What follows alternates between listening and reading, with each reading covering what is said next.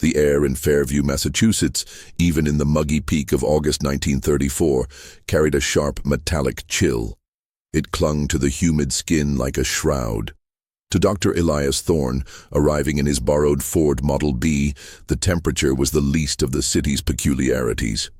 What truly unnerved him was the silence. It wasn't a peaceful quiet. It was the heavy, suffocating stillness that follows a violent trauma, a hush enforced by trauma itself. Fairview was dominated, both physically and psychologically, by the Arden Research Institute, a massive monolithic structure of grey granite and barred windows that loomed over the town square. It wasn't built for healing or education. It was built for containment. Elias adjusted the knot of his necktie, the silk feeling scratchy against his throat. He was a young man, barely 30, his face still holding the soft edges of academia, but his eyes, dark and perpetually focused, betrayed the rigors of his recent doctoral work at Columbia.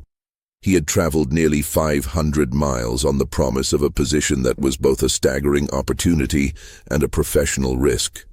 A junior research fellowship under Dr. Alistair Finch, the man behind the infamous pain index trials. The trials were rumored to be radical, a controversial attempt to quantify and catalogue human suffering through a series of escalating stress tests and controlled deprivations. Publicly, the institute claimed to be studying resilience for military applications. Privately, whispers suggested something far darker. Elias parked the Ford near a patchy lawn and stepped out, the gravel crunching loudly under his polished leather shoes. The building's main entrance was a heavy oak archway that looked centuries old. He passed a bronze plaque that read simply, Arden Institute, pursuing the limits of human experience. Inside, the lobby was cavernous, smelling faintly of carbolic acid and stale tobacco. A rigid, middle-aged woman named Mrs. Petrovich sat behind a high desk, her expression as unyielding as the granite walls. "Dr. Thorne," she stated, her voice dry like rustling paper. "Dr. Finch is waiting. 4th floor. North wing." She didn't offer a direction, merely pointed a bony finger toward a set of elevators whose ornate iron cages looked more like medieval torture devices than modern transport. The elevator ride was slow, the chains groaning in protest as they ascended. On the 4th floor, the atmosphere shifted. The light was dimmer, and the heavy silence from outside was replaced by a low, almost imperceptible hum. It wasn't mechanical, it felt organic, like the building itself was vibrating with contained tension. Elias walked down a long corridor. The doors here were unmarked, heavy steel with small reinforced glass peepholes.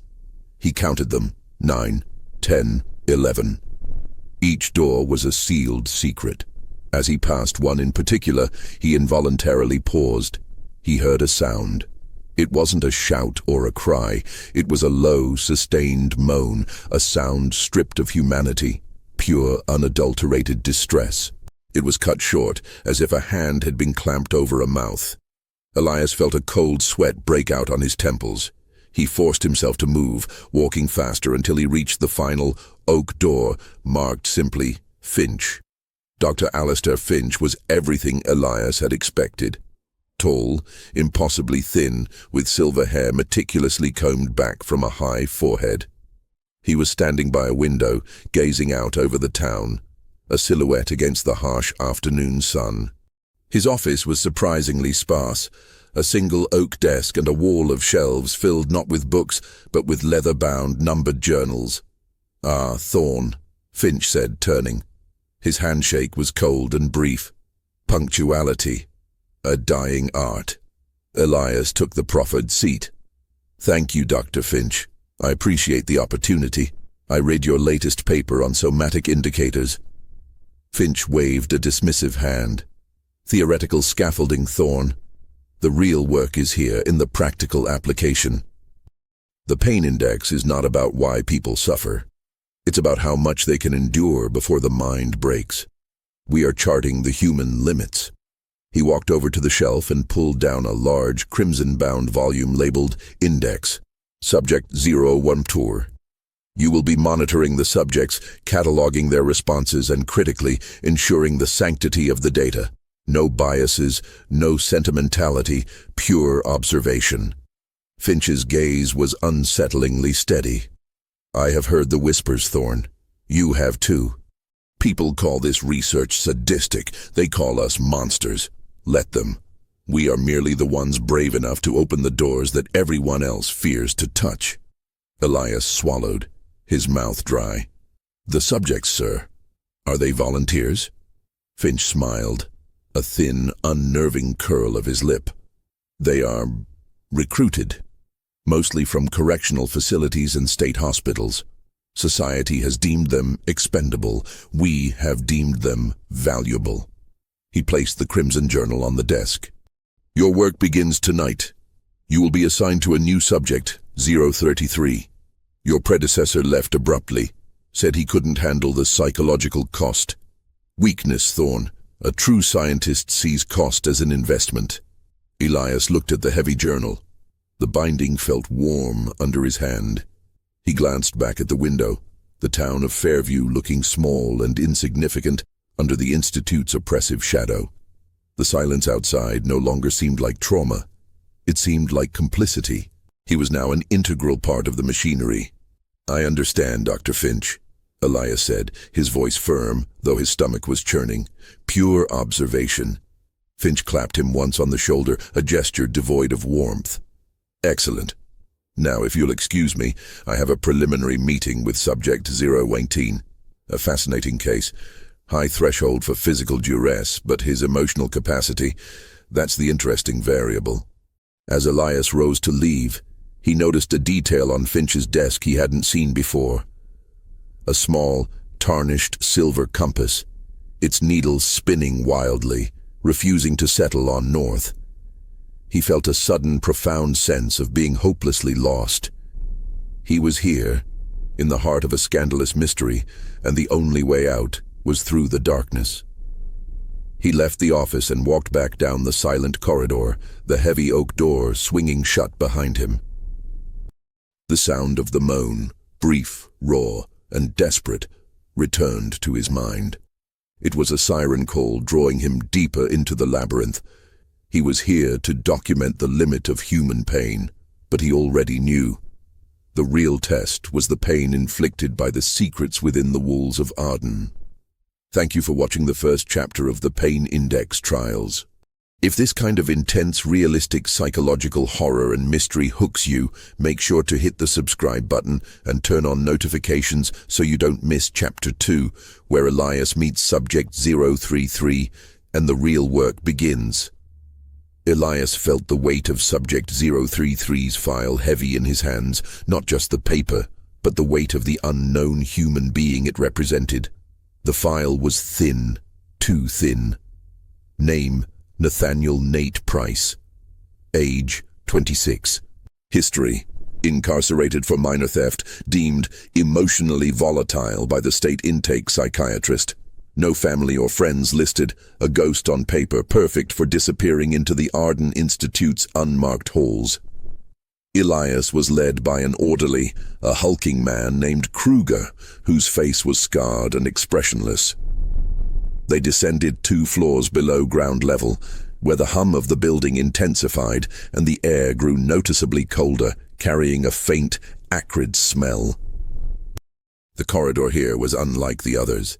It was narrower, dimly lit by wire-caged bulbs, and lined with more heavily reinforced steel doors. This was the true core of the Pain Index trials. "This is your station, Doctor," Kruger mumbled, gesturing toward a small, sterile monitoring room opposite door 033.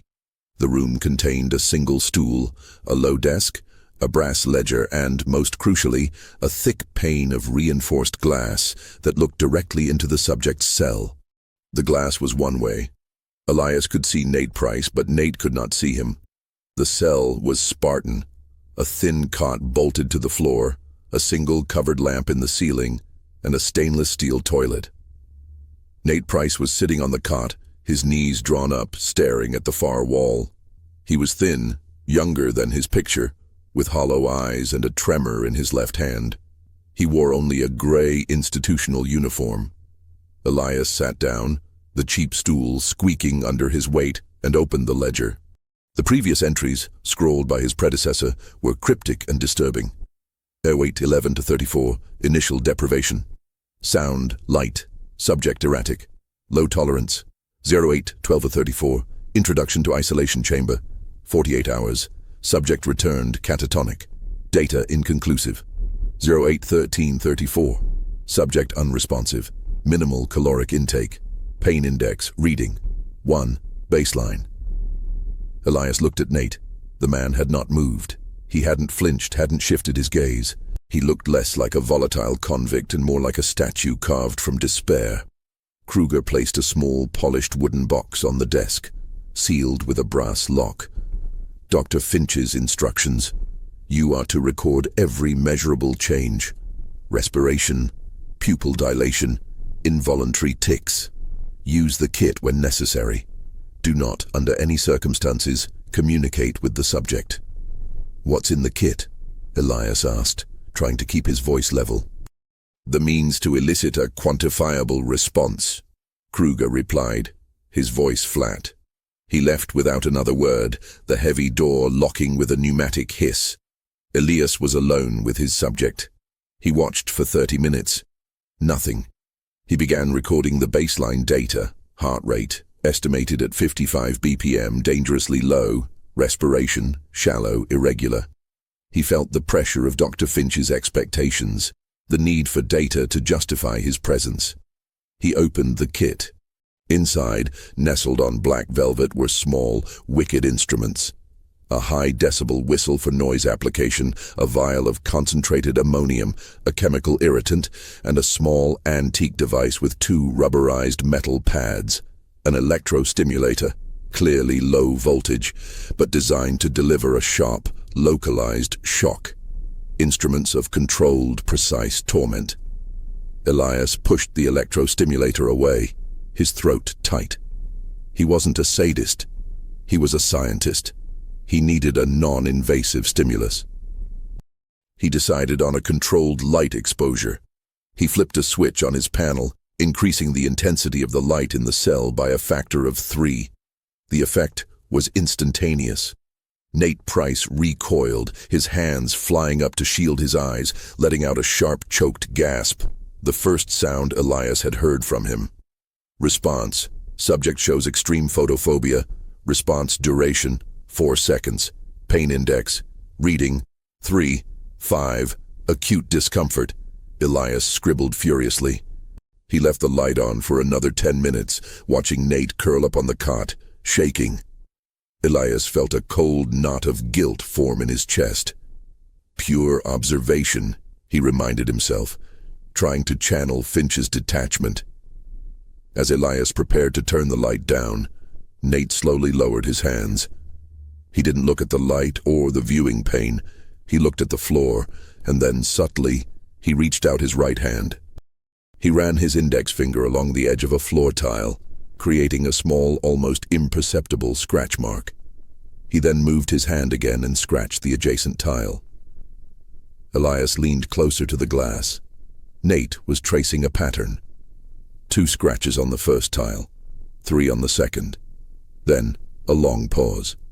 Elias recorded the movements, labeling them motor tics. But something felt wrong. It wasn't random. The next day, the same pattern. Nate lay motionless for hours. Elias introduced a controlled, low-frequency hum, acoustic stress. Nate shuddered but didn't cry out. When the sound stopped, he returned to the floor. This time he added a new mark. 4 scratches on the next tile. 2, 3, 4. Elias felt a prickle on the back of his neck. This was a progression, a sequence. Nate was trying to communicate, but why a silent, coded language of scratches? The following night, Elias found his answer. He arrived early before Kruger and checked the ledger. The previous entries from the former doctor had notes like, subject attempted communication via tapping, disciplinary measures applied. disciplinary measures. Nate wasn't just mentally broken. He was terrified of audible communication. He had been taught, painfully, that silence was the only defense. Elias flipped the light switch, dimming the light to a comfortable level, a deviation from the prescribed protocol. Nate looked up for the first time, not at the ceiling, but toward the area of the one-way glass, a flicker of surprised, raw hope in his eyes. Elias immediately looked down, his hand hovering over the electro-stimulator button in case Finch or Kruger were watching through a hidden camera. When he looked back up, Nate was already at the floor. He traced the next number. 5.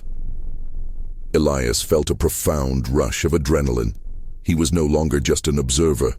He was a silent participant in a deadly game. Nate was begging for help, using the only silent medium he dared.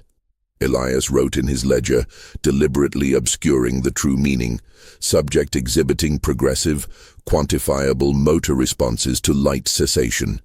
He knew he couldn't speak, he couldn't tap, he couldn't write, but he could influence the environment. He looked at the control panel. He had limited, precise control over the light, temperature, and atmospheric pressure in the cell. He subtly lowered the temperature by 2 degrees, enough to be noticeable, but not enough to be flagged. It was a gesture of acknowledgement, a response to the number 5. He waited. Nate shivered slightly. Then, in the dim light, he traced the next number on the cold, hard floor. 6. Elias was now utterly absorbed, the guilt overridden by the thrill of the investigation. He was communicating with a prisoner in the heart of the Institute's darkest secret, right under Finch's nose, using the environment as his cipher. The pain index trials weren't just about pain, they were about control, and Nate Price had just shown him a tiny fissure in Finch's total control. Elias arrived at his station the following day with a sense of barely suppressed urgency. The small, silent room opposite Subject 033's cell had become his entire world. The antiseptic smell, the oppressive low hum, the cold light, all were now the parameters of his clandestine operation. He opened the ledger, his predecessor's notes still mocking him with their sterile indifference. Focus, Thorne. Don't let sentiment cloud the data. Nate Price was already awake, sitting cross-legged on the cot. He didn't look at the viewing glass. He was staring fixedly at the sequence he'd etched into the tiles. 2, 3, 4, 5, 6. Elias knew he had to establish a reliable two-way communication system that was invisible to Finch's scrutiny. He had to be cautious. The Institute was a place of total surveillance, where deviation from protocol was met with severe, unstated consequences. He decided his only reliable variables were the environmental controls, light intensity, L, temperature, T, and acoustic frequency, A. He needed a simple code, a binary confirmation. Elias began the day's scheduled protocol, a baseline period of sensory deprivation. He lowered the light in the cell until it was almost total darkness and reduced the ambient air circulation, making the space stagnant and quiet. After 30 minutes, he slowly and subtly raised the light intensity by a fixed increment, L+1, a deliberate minor violation of the protocol's timing, but not its core function. Nate waited, then moved to the floor. He traced the next number. 7. Elias had his response. He now needed to confirm that Nate understood Elias's attempt at communication. Elias subtly decreased the temperature by 3 degrees, T3. This was his first message to Nate. I understand the sequence. Nate shivered, pulled his uniform tighter, and looked at the viewing glass for a long moment. He couldn't see Elias, but he could sense the change. He then moved his hand and traced the number 7 again, right next to the first one. 7. 7. Confirmation, Elias thought, his heart pounding. The double tap meant, I received your signal. The sequence 2, 3, 4, 5, 6, 7 was clear. But what did the numbers mean? They were too simple to be a cipher for an alphabet. They felt like a countdown, or a list. Later that afternoon, the protocol shifted. Kruger entered the cell to deliver a meager tray of food, stale bread, and thin gruel. The food was part of the deprivation cycle. While Kruger was present, Nate made no movement. He simply sat, rigid. When Kruger left, locking the steel door with a resounding click, Nate immediately went to the wall tiles. Elias watched, expecting an 8. Instead, Nate traced the number 1, 2, 3, 4, 5, 6, 7, 1. Elias felt a flash of frustration, then realization. The list had reset. But the 1 was a significant break in the previous progression. What did 1 mean? He looked at the cell again. The cot, the light, the toilet, the door. Everything was institutional steel and bolted down. The list must correspond to something observable within the cell, Elias reasoned. He used his code, T+3, returning the temperature to baseline. I don't understand. Nate waited a moment, then traced a 1 again, very deliberately. Then he performed an action. He stood up, walked to the far corner of the cell, and began to pace. He took exactly 2 steps along the length of the wall, then turned and took 3 steps back, then 4 steps, and so on. He was using the scratches to indicate distance or location. Elias scribbled in his notebook, hypothesis. The sequence is a locational or positional cipher. He realized the sinister implication. Nate was drawing attention to the physical structure of the cell, not just his internal state. The pacing stopped when Nate reached the cot. He sat down and, with a piece of brittle bread crust, scratched 1 final mark next to the last 1. 1. The exclamation point. A symbol of urgency, of distress.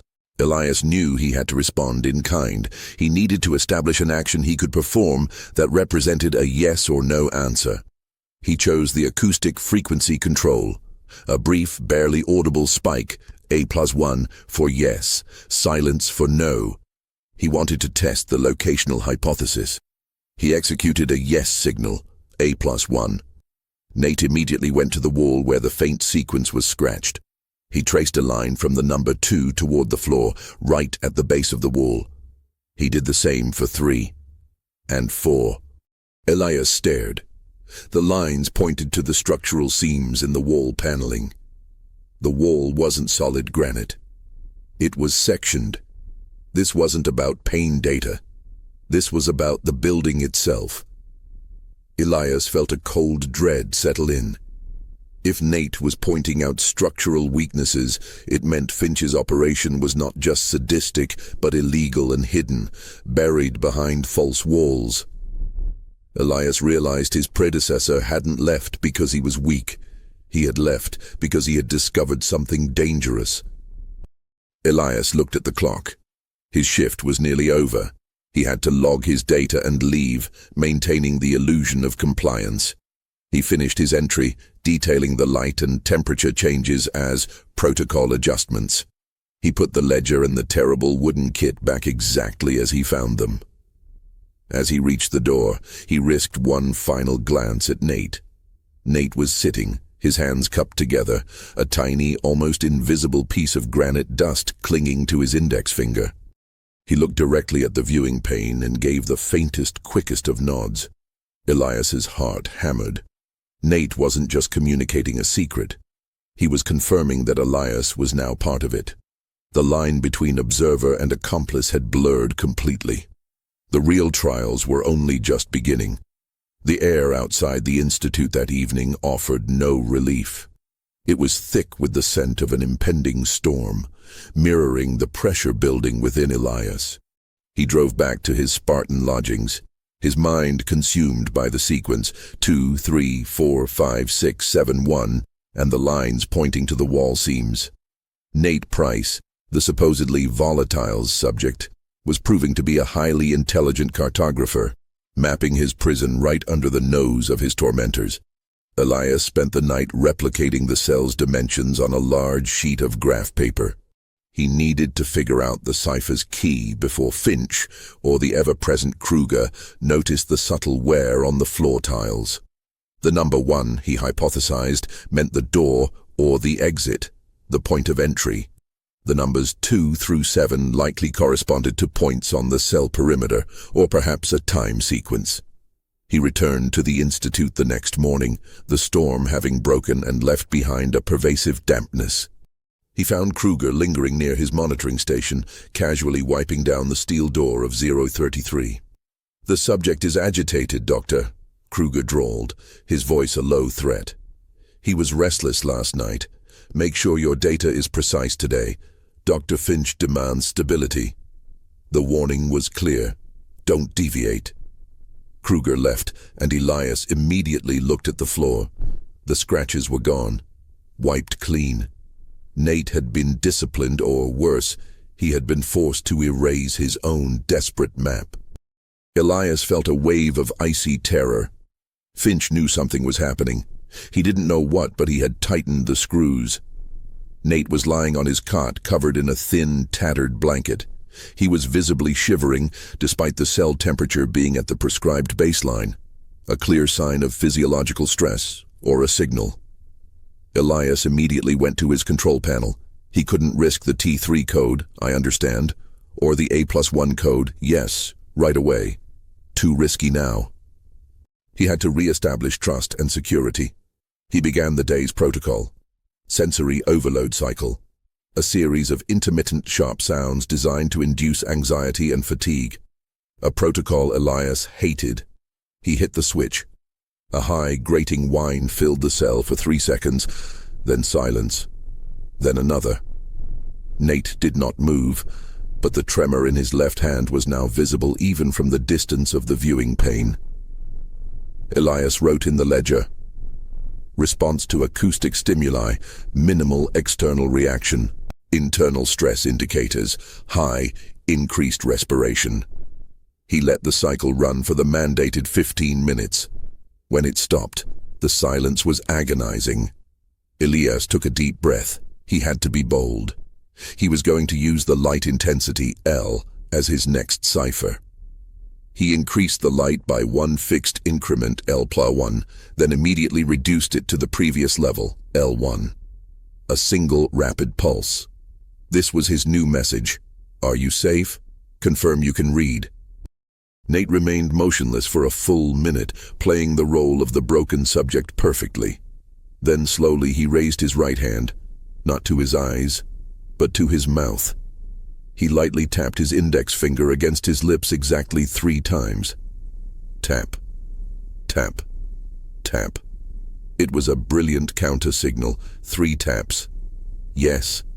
Simple, undeniable, silent.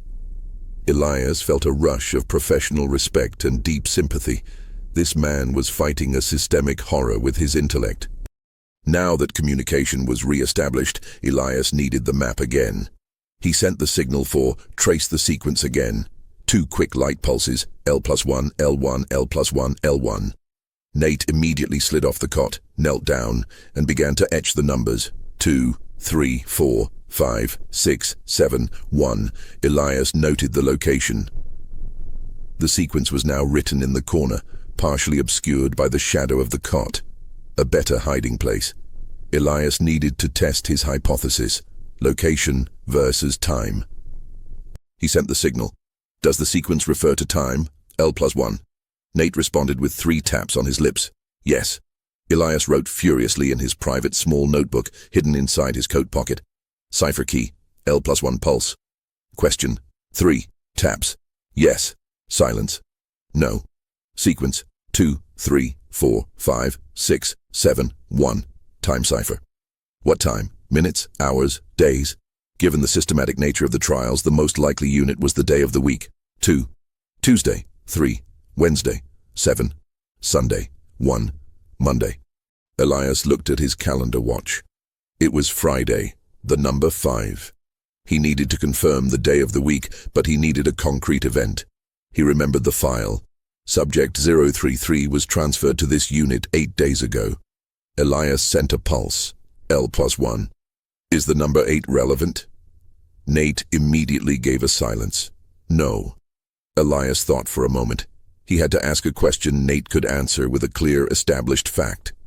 He sent a pulse. L+1. Is 2 the day of your transfer to the main facility?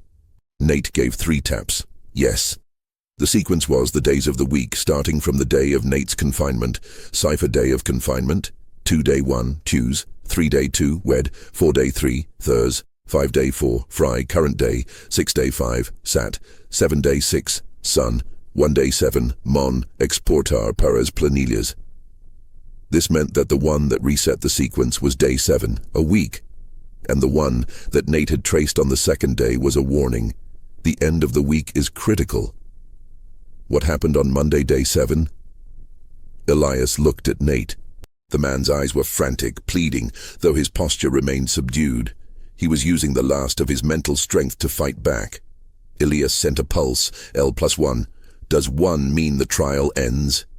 Nate's response was a rapid, desperate 3 taps. Yes. Elias felt his blood run cold.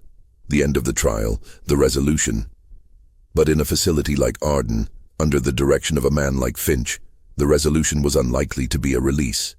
It was likely a final, devastating procedure, perhaps the lethal dose of the pain index. The one wasn't a cry for help. It was a deadline. Elias had 3 days, Saturday 6, Sunday 7th, and Monday 1. He was now racing against Finch, the Institute, and the very clock of the trials. Elias knew his window of opportunity was closing. He had established a line of communication and confirmed a terrifying deadline. Monday, day 7 of Subject 033's confinement, the day the pain index trials would reach their brutal conclusion. He needed to move beyond communication and into action. The first step was understanding what happened to his predecessor. The man, Dr. Henry Graham, had left abruptly, citing psychological cost. Finch's dismissiveness of this was a clear sign of a cover-up. After his shift, Elias deliberately loitered in the 4th-floor administration wing, pretending to read a dusty research paper. He was waiting for Mrs. Petrovich to leave her post. At 7:00 p.m., she collected her coat and purse, locking her desk drawer with an unnecessarily loud click. Once the hallway was clear, Elias slipped into the cramped communal research library. He wasn't looking for books. He was looking for unlogged documents or personal effects. He found it in a rarely used filing cabinet, tucked behind rows of dated grant proposals, a battered brown leather satchel labeled HG. Elias felt a tremor of excitement and fear. He carefully unbuckled the satchel. Inside were 2 items, a half-eaten notebook and a small, heavy key. An antique skeleton key, unlike any modern lock he'd seen. The notebook, labeled Personal Observations, Arden, was a chaotic jumble of field notes and paranoid scribbles. Entry, E0829. The data is a lie. Finch selects the unstable but creates the instability, the noise in the lower cells. It's not distress. It's something else. A response to the frequency. They are testing the limits of cohesion, not pain. Entry, EU830. They moved subject 019 to the recovery unit. But the records show no recovery. I saw the transport, a sheet metal cart, low profile. The unit isn't for recovery, it's for disposal. Final entry, scrolled, frantic. Found the secondary ledger. Finch has 2 sets of books. The public set, for grants. The private set, the real index. The key opens the North Wing cabinet, room 4A. It's not psychological terror, Thorne. It's... The note ended abruptly, smeared with ink. Elias's hands were shaking, 2 sets of books. This meant the scope of the atrocity was far greater than he had imagined. Finch wasn't just conducting radical science. He was running a criminal enterprise within the Institute. The North Wing cabinet, room 4A. That was his target. He slipped the key into his pocket and replaced the satchel, knowing he couldn't return to the North Wing tonight. Too many orderlies were still on duty. The next day was Saturday, 6 in Nate's sequence. Elias returned to the monitoring station with renewed purpose. Nate was waiting. Elias immediately signaled the day, L+1 pulse for question. Is 6, Saturday, a critical day for the trials? Nate gave 3 taps. Yes. Elias needed to know why. He had to be incredibly precise. The questions had to be answerable by simple observation. He sent the signal. "Will you be moved today?" Nate gave a silence. "No." Elias sent the signal. "Does a new subject arrive today?" Nate gave a silence.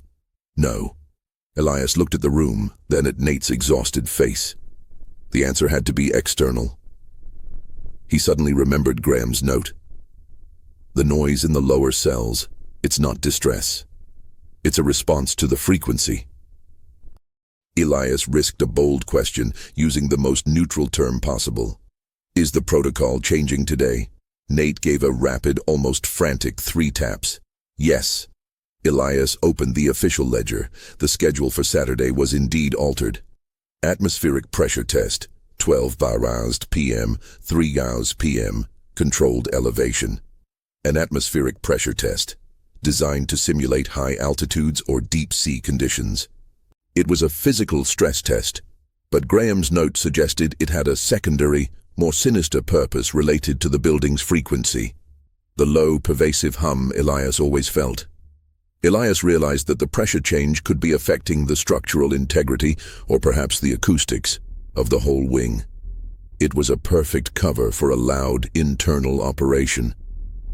At 11:45 a.m., the air in the monitoring station began to thicken perceptibly. The low hum of the building deepened into a resonant thrum that vibrated the very bones. Nate lay on the cot, his hands clamped over his ears, his body arched in response to the invisible force. The pressure was already agonizing. Elias wrote in the ledger, "Subject exhibiting expected physical duress." But he was watching the cell wall. He focused on the seams Nate had pointed to. As the pressure peaked around 1 joule p.m., Elias saw it. A faint puff of white dust issued from the seam right next to the number 2, Tuesday day 1. It was tiny, only visible because of the cell's harsh light, but it was undeniable. The wall was being compressed. Elias understood. The atmospheric pressure test was a controlled, brutal distraction. Under the cover of the crushing pressure and the resonant thrum, the staff were performing some loud physical maintenance or construction in an adjacent hidden area. This was the cover story for what happened to the disposed subjects. He had to get to the North Wing cabinet tonight, while the staff was tired from the day's stress test. He sent a signal, hoping the thrum wouldn't hide it entirely. "I will act tonight. A+1, yes." Nate looked at the viewing glass, his eyes wide and red from the pressure. He gave a small, weary 3 taps. Elias knew the risk was immense, but he held the key to Finch's true ledger. He had to find out the full scope of the scandal before Nate Price became Subject 033's final, irreversible entry on Monday. The atmosphere in the Arden Institute after the atmospheric pressure test was thick with exhaustion. The orderlies moved slowly, their faces pale from the day spent under physical stress. Elias saw his chance. It was 10:30 p.m. Elias claimed to be catching up on data logging and locked himself in his monitoring station. He waited 30 minutes, listening to the heavy silence of the lower floor. Then, moving silently, he ascended to the north wing on the 4th floor. The corridor was exactly as he remembered, dimly lit, lined with heavy, unmarked doors. The low thrum of the building was still present, a ghost of the pressure test. Room 4A was near Finch's office, a small, recessed alcove labeled Archival Storage. The door was a simple, old wooden panel, secured not by a modern deadbolt, but by a brass lock corresponding to Graham's skeleton key. Elias felt a surge of adrenaline so powerful it nearly made him drop the key. He inserted it, the lock turning with a loud, ominous click that seemed to echo down the vast, empty corridor. He slipped inside and quietly locked the door behind him. The room was small, filled with a single massive steel cabinet bolted to the floor. It smelled of mildew and old paper. This was Finch's private vault. Elias fumbled for a moment, then saw that the cabinet was secured by a second, smaller lock, also antique brass. He tried Graham's key. It fit perfectly. The moment he turned the key, A deep, mechanical hum started up from inside the cabinet. It wasn't loud, but it was distinct. It was the sound of a recorder, an early large spool magnetic wire machine being activated. Elias froze. Finch hadn't just hidden the ledger. He had created a trap. The act of opening the cabinet triggered a recording, perhaps a simple alarm or worse, a pre-recorded message detailing the intrusion. Elias had seconds. He yanked the cabinet open. Inside, stacked neatly on a shelf, were dozens of leather-bound journals, the secondary ledger. Unlike the crimson volumes in Finch's office, these were bound in stark black leather and labeled with only 2 letters, R and the subject number. R012, R033. R stood for redacted, or more likely, real. Elias grabbed the volume R033. As he did, his eye caught a small handwritten note taped to the inside door of the cabinet. It was from Graham. Thorne, if you get this far, know that the audio is the real index. The books are a distraction. The recordings document the end state. Elias understood. The humming wasn't an alarm. It was a constant recorder, capturing every moment the cabinet was open, documenting who accessed the secrets. But Graham's warning meant the magnetic wire recorder was the true archive of the Pain Index trial's final procedures. Elias didn't have time to locate the wire spools. He had to prioritize the written proof. He quickly photographed the relevant pages of R033 with the small silent camera he'd purchased in Boston, his hands shaking so violently the images were slightly blurred. The content of the R033 volume was devastating. Subject 033, Nate Price. Goal: determine the threshold for systemic cohesion failure under escalating non-lethal stress. Focus on the collapse of emotional identity. Procedure: Phase 4, current phase. Environmental isolation and conditioned fear. Light, sound, pressure. Phase 5, scheduled for day 7, Monday. Identity stripping and reintegration simulation. Final procedure. The chilling term identity stripping confirmed Elias's fears. This wasn't research, it was soul murder. Finch wasn't trying to measure pain. He was trying to destroy the person and see if a new, compliant identity could be reintegrated. A terrifying form of psychological lobotomy. He needed to confirm the end state. He flipped to the last recorded page. The writing was in Finch's elegant, meticulous hand. Subject 031, reintegration attempted, cohesion failure complete. Response, catatonia complete. Status, transfer to Unit 0. Unit 0, Graham's recovery unit, the sheet metal cart, the disposal. Elias slipped the black ledger back, closed the cabinet and locked both doors, the mechanical hum of the recorder instantly ceasing. He scurried back to his post, the black ledger's horror burned into his memory. He knew that the moment Finch reviewed the recorder logs, he would know who had accessed the cabinet. Elias's time was now measured in hours, not days. He looked through the viewing glass at Nate. It was Sunday, 7, tomorrow. He had to communicate the danger and formulate an escape plan immediately. He had the proof, but the proof was useless if it led to Unit 0. He was no longer just collecting data. He was trying to save Nate Price's life, and his own. Sunday, 7. The Institute was eerily quiet, the silence of a holiday, but one that felt like the quiet before an execution. Elias's hands were steady, his fear transmuted into cold resolve. He looked at Nate. The subject was alert, sitting upright, radiating a desperate, contained energy. He knew the deadline was upon them.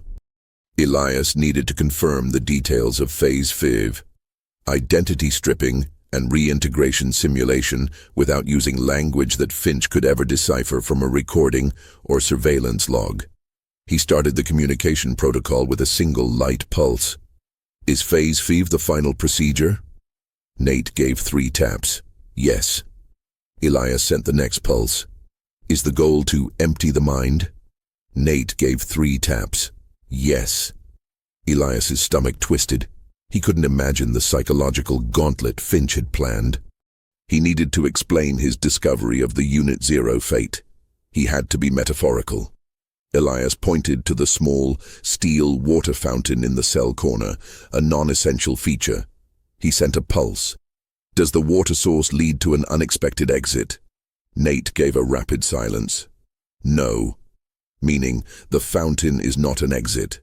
Elias then gestured toward the locked steel door, the only exit. He sent a pulse. Does the door lead to Unit Zero? Nate's reaction was immediate and violent. He recoiled, his face contorting in a flash of raw terror, and he quickly gave 3 taps. Yes. The door was the path to the end state. Elias realized the horror of Finch's system. The door was the only way out, but it was also the only way to disposal.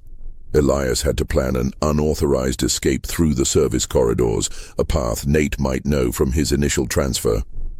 Elias needed Nate to retrace the map, focusing on an area other than the wall seams. He sent a pulse. Show me the floor near the toilet, area of 1. Nate understood. He moved to the stainless steel toilet unit and carefully, slowly, began to rub his fingers across the grout lines between the floor tiles, near the waste pipe opening. He traced a short line in the grout, then a dot, then a long line.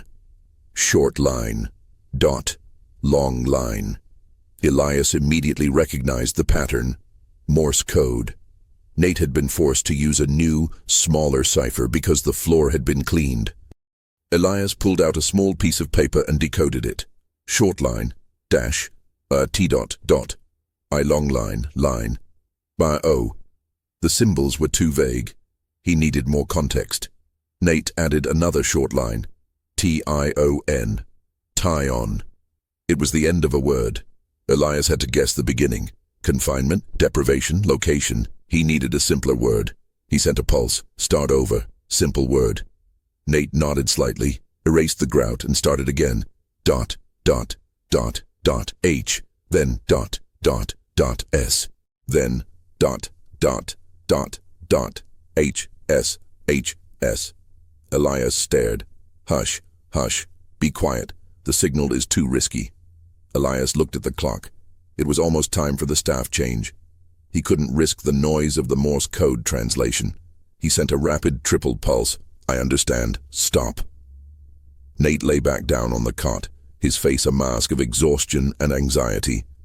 Elias had to act on the assumption that Nate knew a path out, but it was incredibly subtle and required external coordination. He looked at the small silver key in his pocket, Graham's key. Graham had been in the north wing. Perhaps the key didn't just open the archive, perhaps it opened a service passage. Elias knew the plan. Tonight, he would search the north wing for a hidden, old-fashioned lock. Tomorrow, Monday 1, he would spring Nate before Phase 5 began, using the building's infrastructure as their escape route. He finished his official data log, maintaining his perfect record of detached observation. The only difference was the steel in his spine. He was no longer a scientist, he was an accomplice in an escape. Before we proceed to the final chapters of this terrifying ordeal, a brief reminder. If the rising intensity and realistic psychological fear of the Pain Index trials has gripped you, don't forget to subscribe to the channel. Your support helps us uncover more dark secrets from history. Now back to the Institute and the deadly countdown. Sunday night. The Institute was a fortress, but Elias had its key and a desperate plan. He had to find a secondary exit point in the north wing before dawn. He couldn't risk going to the 4th floor again. The recorder trap from the cabinet would have alerted Finch to an intrusion, even if the Juayu was yet unknown. Elias decided to start in the basement, where the utility lines converged, near his own monitoring station. He told the night orderly he needed to check a fluctuation in the sensor relays. The sub-level utility tunnels were a maze of cold, dripping pipes and buzzing transformers. The air was heavy with humidity and the smell of ozone. Elias moved with a focused calm, Graham's key held tight in his sweating palm. He searched the utility room adjacent to the cell block. He was looking for a lock that matched the old skeleton key. He found it behind a bank of massive, dusty ventilation ducts. There was a section of the wall, not granite, but reinforced plaster, almost invisible, with a small recessed brass plate. In the center of the plate was an ancient keyhole. Elias inserted the key. It turned with a satisfying metallic crunch. He pulled the plate open. Behind it was not a door but a lever, a heavy iron handle covered in rust and grease. This was no ordinary latch. It felt like it operated something massive and structural. Elias wrapped his handkerchief around the handle and pulled, bracing himself. The wall directly opposite the service room, the wall forming the boundary of the cell block, began to grind. It was a massive sound, a deep, earth-shaking scrape of stone on stone, muffled by the Institute's thick construction. A narrow service passage opened in the corridor outside, a gap of about 2 feet. It led into a dark, vertical shaft. The sound was deafening, the perfect cover for a hurried escape. Elias quickly pushed the lever back, the wall sliding shut with an equally loud thud. He had found the escape route. The sound alone was terrifying, but it would have to serve as their cover. The challenge was getting Nate to the corridor and then into the passage, all while masked by the noise. The next day, Monday 1, Elias returned to his station. The atmosphere was different. The orderlies were moving with an unnerving, brisk efficiency. Phase 5 was imminent. Nate was lying on his back, eyes open, staring at the ceiling. The fear was palpable. Elias couldn't use the light pulses now. They were under too much scrutiny. He had to rely on a single, bold gesture and hope Nate had the strength to follow.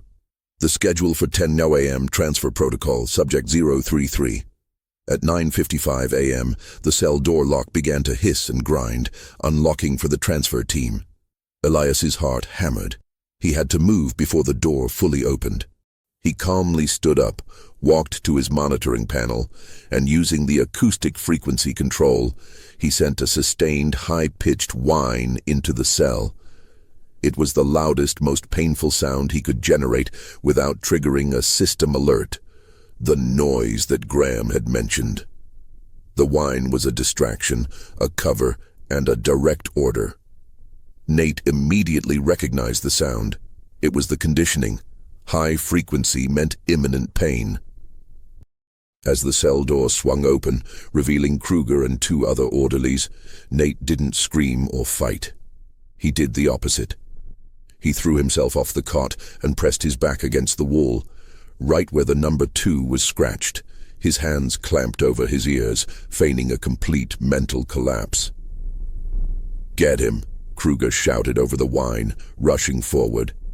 This was Elias's chance. He immediately killed the acoustic whine. In the sudden absolute silence, Elias yelled into the internal communication speaker, a violation of protocol that was secondary to the escape. "Contamination. High-frequency toxin released in Duct 4. Evacuate the subject and the wing now." Kruger froze, fear flashing across his scarred face. "Toxin."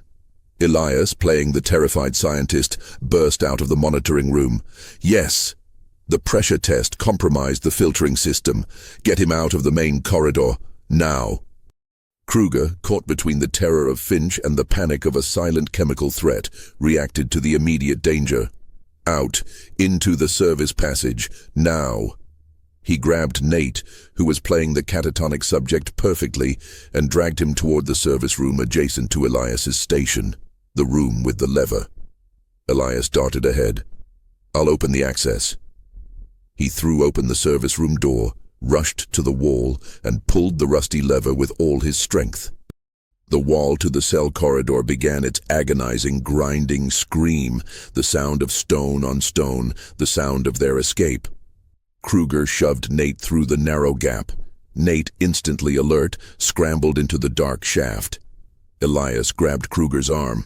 "I'll reset the pressure valve. Go, report the toxic breach to Finch, now." Kruger, blinded by fear and the need to cover his own failure, didn't question the command. He ran down the corridor, away from the opening. Elias slid through the gap, landing beside Nate in the cold, wet darkness. He grabbed the lever cable, pulled it, and the walls slammed shut behind them with a final echoing thud. They were in the walls of Arden. They were exposed, but they were free from the cell. Now they had to escape the building before Finch discovered the trap was sprung. The air in the hidden shaft was frigid and smelled of damp earth and deep concrete. Elias and Nate were pressed against each other in the suffocating darkness, the sounds of the Institute, distant shouts and the relentless low hum, muffled but present. "Can you move?" Elias whispered, his voice hoarse. Nate didn't speak. He reached out and found Elias's arm, giving it 3 taps. Yes. His commitment to silence, drilled into him by the Institute, was a lifeline. Elias pulled out the small, dim flashlight he had smuggled in. The shaft was a service channel, a narrow passage running vertically down the Institute's rear facade. A series of rusted iron rungs provided the only way down.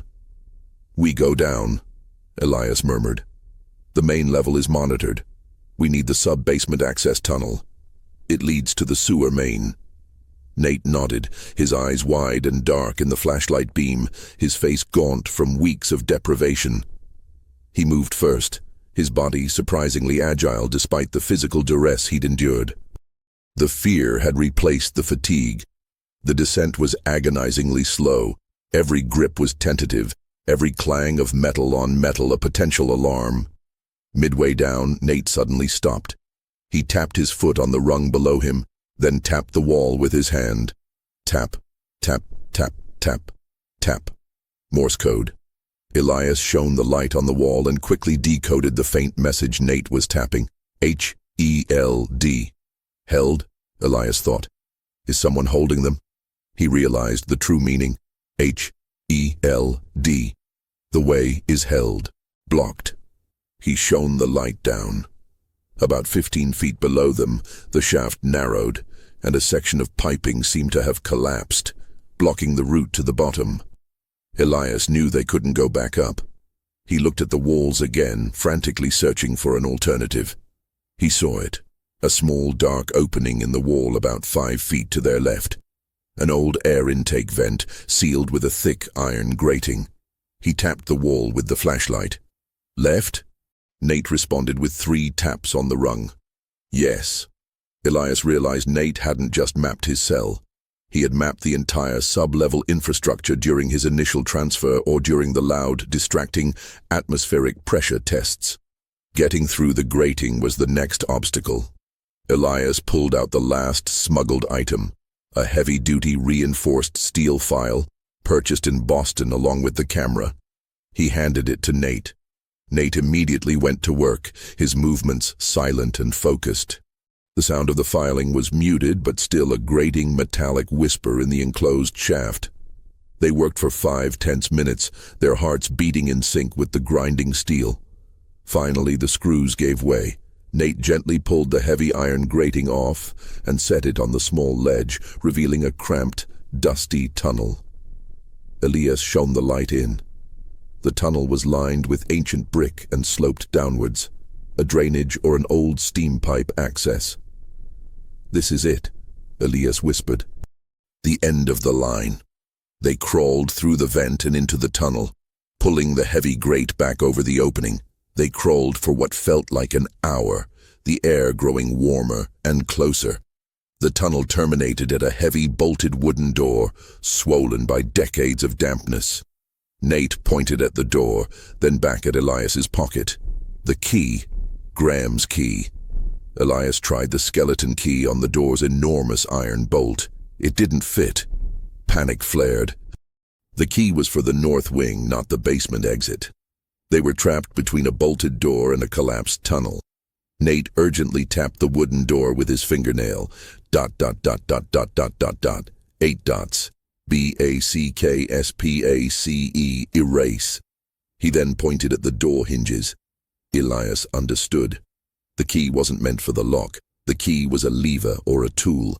He wedged the tip of the old skeleton key into the crack between the door and the jamb, right next to the top hinge. He used the steel file as a hammer. He struck the key once. A terrifying crack echoed in the tunnel. He struck it again, harder. The wood around the hinge splintered and the hinge bolt slid free. Nate immediately worked on the bottom hinge. The hinge bolts were corroded, weak from the humidity. Within 2 minutes, both were free. Nate pushed the door inward, and it fell with a muffled thump into a vast concrete chamber. They scrambled through. They were in the sewer main access chamber. The stench was overpowering, but the sight was one of freedom, a massive, dark tunnel, the city's underbelly, leading out from beneath the institute. They had done it. They were outside the walls. But as Elias shone his light on the tunnel entrance, he saw something else. A small, perfectly square patch of fresh concrete near the institute's foundations. And etched into the wet concrete, a final, chilling message. R032. Cohesion failure. Complete. Finch hadn't just disposed of the subjects. He had sealed them into the very foundation of the institute. Arden wasn't just a building, it was a tomb built on the bodies of its victims. The full horror of the pain index trials settled upon Elias, a suffocating blanket. He looked at Nate, who now finally, tentatively, looked back. The silence broke, not with a word, but with a raw, gasping sob. They turned and ran into the darkness of the sewer, away from the granite mausoleum. The evidence of Finch's atrocities hidden in the black leather journals, and the foundation of his monstrous institute. The escape from the institute's sub-basement was messy, terrified, and desperate. Elias and Nate stumbled through the sewer main for nearly an hour before finding a manhole cover that offered the true promise of daylight. They emerged onto a quiet, trash-strewn alley in the industrial district of Fairview, covered in grime and reeking of sewage and fear. The air above ground felt thin, unreal. "We have to go to the police," Elias gasped, pulling Nate along toward the distant sound of traffic. Nate stopped dead, shaking his head violently. He finally broke his silence, his voice a raw, unused croak. "No. Police are Finch's. His funding. They protect the institute." Elias realized the grim truth. In a small town dominated by a federally funded research center, the local authorities would be complicit or completely ineffective. Finch's reach was too long. "Then the press, the Boston Globe," Elias said, grabbing Nate's arm. "We have the photos of the R033 ledger. It's proof." Nate nodded, but his eyes were fixed on a point in the sky. A loud siren wailed in the distance. Not a police siren, but the distinct low thrum of the Institute's emergency alarm. The one Finch reserved for a total security breach. They had been discovered. "They'll be looking for a car," Elias said, remembering the Ford Model B he'd left in the parking lot. "We need to get to the train station." They ran, a pair of exhausted shadows, blending into the early morning routine of dock workers and factory hands. As they approached the main train depot, Elias spotted a familiar cold figure, Kruger, standing near the ticket booth, his massive frame scanning the crowd. He wasn't looking for clean men. He was looking for two figures covered in grime and terror. "The side street," Elias hissed, pulling Nate into a shadowed alcove. "They know the ledger is compromised. They know about you." They slipped onto a side platform where an older train, bound for New Haven, was preparing to leave. Suddenly a voice sliced through the noise of the platform. "Dr. Thorne, hold it right there." Dr. Alistair Finch was standing at the end of the platform, impeccably dressed, a small dark pistol held loosely at his side. He wasn't panicked. He was enraged, his face drawn tight with murderous fury. Behind him stood two other Institute orderlies. "You took my research, Thorne. You stole the truth. And you broke my subject," Finch said, his voice dangerously calm. "I gave you a chance at greatness. You chose ruin." "You chose murder, Finch," Elias retorted, shielding Nate. "The subject's in Unit 0. They're buried in your foundation." Finch laughed, a dry, horrific sound. "A cost of progress, Thorne. They were the expendable variables. You, however, are an essential variable. Come back, and I will erase this transgression. The world will never believe a rogue scientist and a thief over the esteemed Arden Institute. The train whistle blew, a sharp, hopeful blast. The doors began to slide shut. Nate suddenly broke free of Elias, taking 2 quick steps toward Finch. He did not run. He advanced. Finch raised the pistol. "One more step, Subject 033, and I complete Phase 5 right here." Nate stopped, his eyes meeting Finch's. He spoke, his voice cracked but clear, projecting through the noise of the departing train. "You measured the pain, Finch, but you never measured the will." It was the longest sentence Nate had spoken since the trials began. It was a reclaiming of his identity. As Finch's finger tightened on the trigger, the train doors, which had nearly closed, were forced back open by an unseen hand. A middle-aged woman, who had been watching the scene unfold from inside the train, yanked the emergency cord. "Get in, now," she yelled. Elias shoved Nate through the opening. As Elias scrambled to follow, Finch fired. The shot was muffled by the train's rush. The bullet struck the metal frame of the door next to Elias's head, the sound of the ricochet ringing in his ears. Elias fell inside, the door sliding shut, cutting off the sight of Finch's furious, desperate face. The train surged forward, dragging them away from Fairview. They were safe for now. Elias looked at Nate. The subject, the victim, was slumped on the floor, exhausted but alive. The woman who had opened the door, a fellow passenger, a stranger, looked at them with profound pity and alarm. "What on earth?" she whispered. Elias reached into his coat and pulled out the small camera. "We have proof," he said, the adrenaline finally starting to crash. "Proof of what they did in that place." The journey to Boston was spent in silence, interrupted only by Elias showing Nate the blurred photographs of the R033 ledger.